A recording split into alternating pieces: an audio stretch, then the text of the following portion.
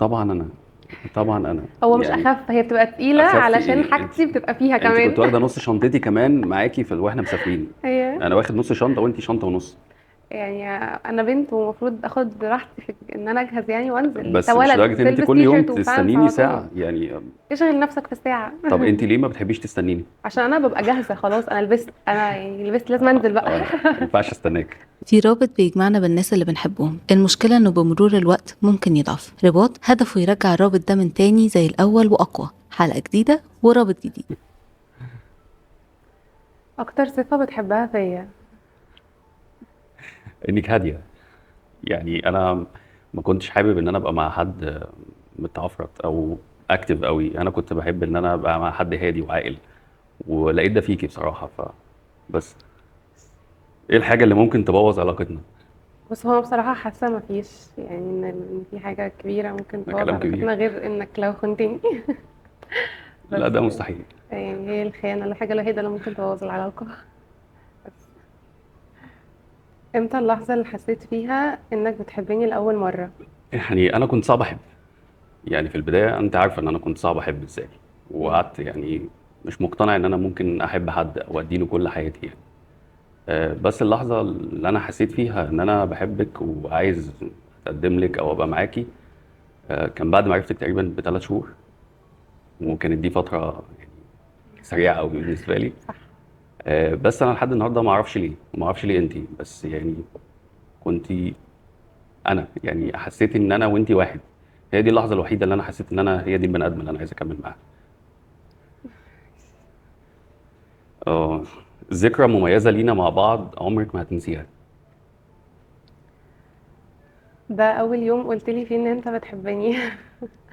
قبل الخطوبه وقبل كل حاجه، ولما نزلنا وقابلنا مع بعض قلت لي ان انت بتحبني وعايز تكمل بقى معايا بقية حياتك. قلت لي يعني انت عايز تخطبني وكده قلت لك يعني. قابل ماما وبابا على طول. اه. اليوم ده مش هنساه خالص. ولا أنا. ازاي ممكن جوازاتنا تبقى ناجحة؟ بصي انا اعتقد ان هي جوازتنا هتبقى ناجحه يعني. ما اعتقدش ان في حاجه ناقصانا. طب ازاي ازاي بقى بقى تبقى ناجحة؟ تبقى ناجحه؟ ان انت تفضلي زي ما انت دلوقتي. يعني انا ما بحبش موضوع ان الزمن ممكن يغيرنا. والكلام ده انا قلته لك تقريبا قبل ما نتجوز. قعدت انا يعني قعدت معاكي واتفقت معاكي ان احنا ما نتغيرش.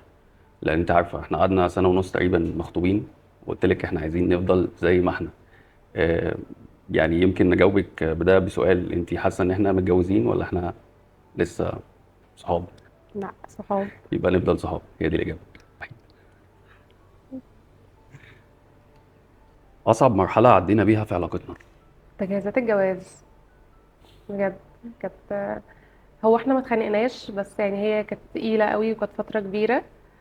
فكنا حاسين فيها بستريس كبير قوي، ما كناش عارفين نتبسط بأي حاجة في حياتنا غير ان احنا متنشنين علشان نخلص الشقة ونخلص الحاجات بتاعت العفش وكده. فهي دي. كنت مضغوطه قوي. كنا مضغوطين قوي. اشمعنى انا؟ مش عارف. انت سالتيني السؤال ده كتير يعني مم. ساعات بقول لك فعلا مش عارف.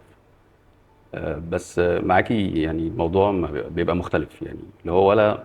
المفروض ان البني ادم نوعين يعني عقل وقلب. انا في النص ما بينهم يعني انا الاتنين معاكي. فليه ما اعرفش بجد. يعني ليه ما عنديش اجابه للسؤال ده. انا الاتنين. ايه اكتر حاجه بعملها بتحسسك بالحب؟ هي حاجات كتير قوي زي. يعني. اول حاجه ان انت فاهمني، دي حاجه حلوه قوي. وان انت دايما افعالك كلها بتثبت ده، يعني انت مش كلام بس، لا انت بتعمل افعال كتيره قوي. يعني اصلا أنا على طول معاك حاسه بالامان. يعني من ساعه ما اتخطبنا او ما عرفنا بعض لحد ما اتجوزنا، وانت كل حاجه بتعملها لي كويسه. طب واحساس الامان ده ما اتغيرش بعد ما اتجوزنا ولا زاد؟ خالص لا، زي ما هو بيزيد كل يوم مع يوم بقى بزياده. ايه الصفه اللي نفسك ولادنا ياخدوها مني؟ ذكائك يا حبيبتي. لا يعني طيبه قلبك. بجد انت طيبه جدا. ومش معايا بس يعني مش بقول كده معايا بس يعني انت حتى وريتيني جزء تاني كده من شخصيتك بعد ما اتجوزنا انا ما كنتش متخيله يعني في معاملتك مع اهلي مع اصحابي ومعارفي انا يعني اتفاجئت. حتى لو قلت لك الكلام ده بعد ما اتجوزنا باسبوعين 3 تقولك، قلت لك انا اتفاجئت من معاملتك لاهلي والناس اللي حواليا، ما كنتش متوقع كده خالص. فلو حابب ولادي يبقوا زيك في حاجه، يبقوا بطيبتك دي بس. احلى حاجه في جوازنا. ان احنا حاسين ان احنا مش متجوزين. بالظبط. يعني احنا اتنين صحاب عايشين مع بعض، فدي بصراحة حاجة حلوة قوي. مفيش ضغط الجواز ومسؤوليات الجواز، يعني بنشير مع بعض في كل حاجة. يعني حتى في حاجات البيت بنعملها مع بعض، يعني خروجاتنا وكل حاجة مع بعض، المسؤولية علينا احنا الاتنين مش على واحد بس. فدي حاجة حلوة. قبل ما تتجوز كنت متخيل حاجة معينة عن الجواز وايه اللي طلع شبهها، وانت متخيل ايه اللي انت كنت متخيله؟ بصي، انا كانت فكرتي عن الجواز انا كنت رافض الجواز اصلا. فكره المسؤوليه والضغط انت عارفه انا تعبت قد ايه اصلا عشان نتجوز مع بعض ونبقى مع بعض. بس فكره المسؤوليه معاكي يعني تقريبا مش موجوده. يعني انا فعلا حاسس انا وانتي صحاب. مش شايل المسؤوليه. طبعا شايل المسؤوليه بس مش بالشكل اللي انا كنت متخيله. ان هو كنت فاكره ان هو حاجه هتبقى صعبه جدا عليا.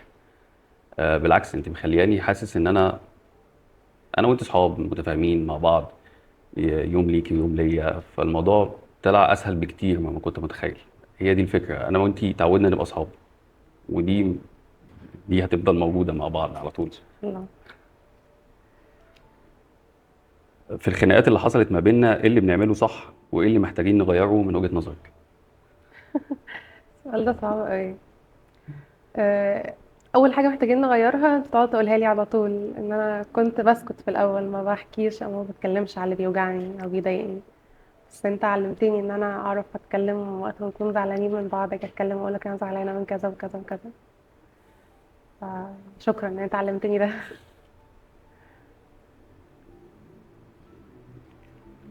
ايه اكتر حاجه بعملها بتحسسك اني بحترمك اكتر وبقدرك؟ بصي، هو مفيش حاجه بتعمليها ما بتحسسنيش ان انت ما بتحترمنيش. يعني انت كل افعالك تقريبا من اول يوم بتحترميني في كل حاجه، حتى لو انا حاجه معترض عليها وانت مش مقتنعه. دي اكتر حاجه بتعمليها. يعني انا عارفك كويس قوي، لازم تقتنعي بالحاجه عشان تقدري تعمليها. بس معايا بتعملي العكس. يعني معايا انا لو مش مقتنع بتعمليها، وبعد كده بتيجي تناقشيني تقولي لي ممكن بعد كده اعملها، انا مش مقتنع باللي انت عملته يعني. فدي احلى حاجه بجد بتعمليها معايا. حاجه متحمسه ان نعملها سوا في المستقبل. وان احنا نكبر سوا. بمعنى؟ نكبر سوا مع بعض في شغلنا، اوكي. ويبقى علاقتنا أقرب بكتير من دلوقتي. قريبين بس عايزاها تبقى أكتر. وإن احنا ما نبعدش عن بعض خالص، يعني شغلنا وحياتنا الشخصية وكل حاجة تبقى مع بعض. أكتر صفة نفسك تغيرها؟ اقول بجد ولا هزر؟ هزر. يعني نفسي ما استناكيش. نفسي. نفسي تبقي سريعه شويه. انا بقعد بالساعه كل يوم استناكي أنا بس بنت تلبسي لازم ألبس تنزلي براحتي. ونعمل. ماشي. يلا اسأل. ايه اختلف عن فتره الخطوبه، وايه الحاجات اللي كنا بنعملها سوا وبنحبها وبطلنا نعملها؟ مفيش حاجة خالص. مش اي حاجه اتغيرت. يعني انت دايما بتسمع مني كلمة انا حاسة ان احنا مش متجوزين، علشان حاسة ان احنا ايام ما كنا عارفين بعض قبل الخطوبة ووقت الخطوبة ودلوقتي التلاتة حاجة واحدة. يعني ما فيش حاجة اختلفت ما بينهم خالص. يعني قدرت احافظ على فكره ان انا وانتي نبقى صحاب. بنعمل نفس الحاجه فعلا. اوكي. شايف ايه اختلف في شخصيتي للأحسن من ساعة ما بقينا مع بعض؟ حاجات كتير. يعني بس اهمهم فكره ان انت فعلا بقيتي تعرفي تعبري عن مشاعرك. انا كنت او كنتي حد ما بيعرفش يعبر عن مشاعره خالص. آه، كانت كنت فاهمها بطريقه غلط. كنت فاهمها، وكان دي حاجه بتعصبني جدا ان انا لما بتناقش معاكي في حاجه بتفضلي ساكته. لان انا في الاول ما كنتش فاهم ان انت ما عندك الايشو دي، ان انت ما بتعرفيش تعبري عن مشاعرك. بس واحده واحده بقيتي بتتكلمي، وبقيتي بتعرفي انت عايزه ايه وبتتكلمي معايا، وده يعني سهل عليا حاجات كتير قوي بقيت فاهمها. في الاول ما كنتش فاهمها خالص. بس فاتمنى دي تفضل يعني. ان شاء الله. امتى بتحسي اننا قريبين من بعض؟ وقت المشاكل ما بتحصل بحسك بتحتويني اكتر.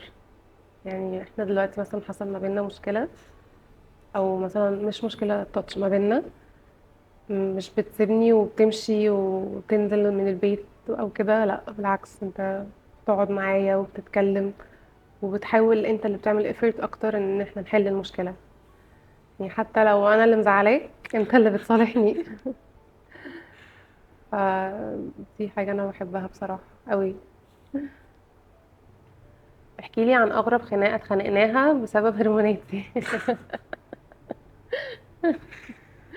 دول كتير قوي. هم كتير جدا، يعني هم كتير جدا بجد، يعني لدرجه ان انت عادي، هو انت مره تبقي نازله معايا وخلاص ركبنا ورايحين مشوار مهم، وهو فجاه انا مش عاجبني لبسي لازم اروح، واللي هو انا، انت بتقول ايه؟ انا ساكن في مكان ما بيني وما بينك نص ساعه وباجي لك سايق وبفضل استناكي ساعه تجهزي، وفي الاخر بنروح المكان ولا انا فقدت الشغف مش عايز اروح. طب ليه؟ مش عاجبني لبسي. شكلي مش احلى حاجه النهارده. يلا نرجع. حافظني قوي. هل انا بقول لك اني بحبك واني مقدر وجودك في حياتي كفايه؟ اه، هو انت مش يعني انت بتقولها بس انت افعالك كتير قوي، يعني بتثبت ان ده صح، ان انت بتحبني قوي. دايما بتقعد تقولي ان انت بتحبني اكتر، بس انا بحبك اكتر. ومقدر وجودي في حياتك قوي بصراحة. يعني انت يعني حطيتني اولويات كتير قوي، يعني بحس بده، بحس بيه قوي يعني ومقدراه. الاولويات في كل حاجه. اه بصراحة، يعني دايما، يعني حاططني دايما أولوية أكتر من نفسك، فأنا مبسوطة بده. ايه ممكن نعمله سوا ويقربنا أكتر من بعض؟ احنا قريبين من بعض كفايه. بس كان في حاجه احنا الاثنين نفسنا نعملها مع بعض، ان احنا نسافر كتير مع بعض، يعني نسافر ونلف عالم مع بعض، فدي حاجه تقريبا ممكن تقربنا كفايه من بعض. لان احنا بقينا مع بعض وصحاب وبالشغل كمان بنشتغل حاجات كتير مع بعض، فما اعتقدش ان هو في حاجه ممكن تقربنا غير كمان ان احنا نسافر ونكتشف حاجات كتير واكتر عن بعض في السفر يعني. نعمل ميموريز مع بعض كتيرة. بالظبط. صح. صح. تدينا رصيد لبعض إن احنا نفضل كويسين، وفي نسند رصيد عليه كفايه قدام. تقريبا. رايك ايه في فرحنا، وايه احلى حاجه فيه، وايه كان نفسك يحصل بس ما حصلش؟ مفيش حاجة كان نفسي تحصل ومحصلتش، لأن الفرح مشي أكتر ما أنا كنت متخيلة ده حقيقه. بكتير. يعني حتى ناس كتير كل ما تشوفنا تقول لنا يعني ده أحلى فرح حضرناه. فيعني ما كانش في حاجة نفسي أحققها وما حصلتش، كل حاجة حصلت وبزيادة كمان. كويس. طب ما كانش في حاجه كان نفسي فيها وما حصلتش؟ خالص، كل حاجة حصلت بزيادة بصراحة. بما إننا بدأنا مع بعض حياتنا، تحب تشكل حياتنا أو تبقى عاملة إزاي؟ احنا شكل حياتنا زي ما انا قلت لك، يعني احنا مش عايز شكل حياتنا يبقى مختلف بعدين، يعني انا كل فتره لما بنكبر في العمر او في شغلنا او بنحاول نكبر اكتر، كل ما الضغوطات بتكتر وكمان ما بيبقاش فيه وقت ان احنا نكون مع بعض اكتر. فحابب ان احنا شكل حياتنا يفضل زي دلوقتي، مش حابب ان احنا ننشغل عن بعض، وبس ما ننساش بعض في كل حاجه، يعني نفضل في اولويات بعض. ده اللي انا محتاجه. شايفه اننا بنكمل بعض ازاي؟ حاجات كتيرة قوي يعني. هو احنا أولا ما عندناش حاجة ناقصة عشان نكملها احنا الاتنين. هو احنا الاتنين بنزود بعض حاجات يعني. أنا من يوم ما عرفتك وانت بتزود لي حاجات كتيرة قوي. يعني شخصيتي عن أول ما تعرفنا عن بعض، زي ما أنا النهاردة قدامك، مش هي زي الأول خالص. فزودتني حاجات كتيرة قوي، يعني خلتني أقوى من الأول بكتير. هل احنا بنقضي وقت كفاية سوا مع بعض بعد الجواز؟ احنا تقريبا كل يوم، يعني من يوم ما عرفتك واحنا مع بعض، فما اعتقدش ان انا بقضي وقت الكفايه ده مع اصحابي. انا تقريبا اختفيت من كل الناس بسببك. فلا، احنا بنقضي وقت كفايه كتير مع بعض، ودي احلى حاجه انا بحبها يعني.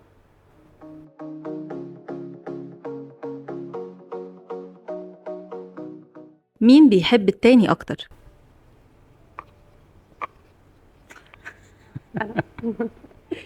حلوة كدابه منكم قوي. من بعض. كدابه قوي. مين اجتماعي أكتر؟ اكيد انا، اكيد. هو مين بيحب النوم أكتر؟ هو ايه؟ بتنامي لا 10 ساعات في اليوم، ايه ده؟ ما لا بنامش. بتنيميني الساعه 3 وتصحيني الساعه 9 الشغل. مين رياضي أكتر؟ هي بصراحه 18 سنة هاندبول وجيم وبتاع. مين بيجهز أسرع؟ حرام والله، والله هو حرام، تعب مني تقريبا في الموضوع ده. حرام والله. يعني انا بنت ومفروض اخد راحتي في ان انا اجهز يعني وانزل. انت بس مش ولد لدرجه ان انت تلبس كل يوم تيشيرت وبانس تستنيني على طول. ساعه يعني، بجد. اشغل نفسك في الساعة. طب انت ليه ما بتحبيش تستنيني؟ عشان انا ببقى جاهزة خلاص، انا لبست، انا يعني لبست لازم انزل بقى. لا ما ينفعش استناك. مين منظم أكتر؟ يعني هي بصراحه، انت بتكركب وانا لم. بصراحه مين بيتقمص أسرع؟ الموضوع صعب. محتاجين نحله. مين بيعتذر الأول؟ هو بصراحة يعني كل حاجة هو حتى وانا بيصلحني. غلطان والله. حاسس ان انا مجبور. مجبور؟ لا لازم. بتعمل كده عشان بتحبني. طبعا، مين شنطته أخف في السفر؟ طبعا انا، طبعا انا. هو مش يعني اخف، هي بتبقى تقيلة اخف علشان ايه؟ حاجتي بتبقى فيها انت كمان. كنت واخده نص شنطتي كمان معاكي في واحنا مسافرين. هي انا واخد نص شنطه وانت شنطه ونص. مم. مين دمه أخف؟ احنا الاتنين. انا. احنا لا الاتنين. انا. احنا الاتنين والله. نتخانق كده. لما بنقعد في قعدة ما الناس ما بتبطلش ضحك. مين اللي بيلتزم بمواعيده؟ بصراحة هو. هي اللي مأخرنا النهارده اصلا يعني. مش هقول اكتر من كده. ماشي. مين أشطر في المطبخ؟ اكيد هي. هو ما بيعرفش يعمل خالص. اي حاجة يعني، خالص. حتى يعني ما بيعرفش يسخن اي حاجة في الميكرويف. يعني لا، بس بعمل قهوه لنفسي. يعني ده عشان كفايه. دي فيها ماشين، يعني انت مش محتاجة مية وقهوة وسكر. وجبت لها ماشين فعلا. مين بيبعزق فلوسه؟ ما انا بلوجر بقى وموديل ولازم اصرف والبس ولازم اتبسط. بعزق فلوسي كمان. اوكي. لو عجبتكم الحلقة ما تنسوش تعملوا لايك وشير وسبسكرايب، ولو حابين تلعبوا اللعبة مع الناس القريبين ليكم تقدروا تطلبوها دلوقتي من رسائل الانستجرام أو الفيسبوك أو التيك توك وتوصل لكم لحد البيت. ما تنسوش تحكوا لنا في الكومنتات عن 2 علاقتهم حقيقية ويونيك وعايزينهم يطلعوا معانا في البرنامج. نشوفكم الحلقة الجاية ورابط جديد. شكرا يا جماعة.